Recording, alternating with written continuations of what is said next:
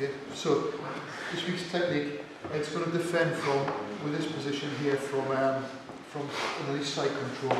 Okay, so what I'm looking for is a space underneath his arms here. Now if he defends with this one, again, I can use exactly the same technique, and I'm just looking for this space underneath his elbow. So I'll take the side control, and that's all I want. Okay, just to be able to just work just that blade of the hand there, just underneath his elbow. And when I get that, I'm going to transition around to north-south, and then I'm going to walk the knees up. I'm just going to rock backwards, until I can get that blade of the hand right away underneath his armpit there. Okay, so you see where it is? And then I'm going to turn the fist like that. I'm going to sprawl it.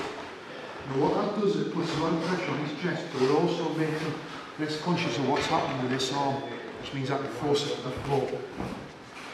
So you can get that arm in one of two ways. When it comes out, you're either going to pin across it, okay, which is the minimum you want, or what I like to do is, if it's flattened, I like to step and then hook back on it like that, okay, which means that he can't just use his hip against that leg and bump his arm free, which he can do when I kneel across it. I'll just go from the beginning again. So he's got his hands either in boxing hands or across the body like that. I'm going to sprawl back, and that's all I need to be able to hit this technique. Just the thumb underneath his elbow. From there, I'm just going to walk to north-south. I'm going to slide one knee up, and then the other knee up, keeping the weight on his chest. And then I'm just going to rock backwards, and put my weight straight back onto him. Rock backwards, and every time I rock, I just drive that a little bit further underneath his armpit. And then when I get it right underneath his armpit, I turn the hammer fist, and I sprawl onto it. And I'm driving the weight into his chest there, which means that I can pin his arm to the floor, and I catch his wrist. I wouldn't lift the chest off there to catch the wrist. I'm just doing that to show the hand position. Here, from here, pin his wrist there, catch the weight, and that's the important bit.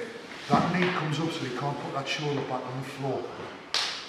I'm going to pin his arm to the chest the whole time, and then I'm going to look over the left shoulder. Okay? So if he grabs on his belt or anything like that, I'm going to go that way first. But then the movement back is rotation at the waist, and I'm just going to look over the left shoulder. So again, go from the beginning. I sprawl out on top of him, and that's all I need.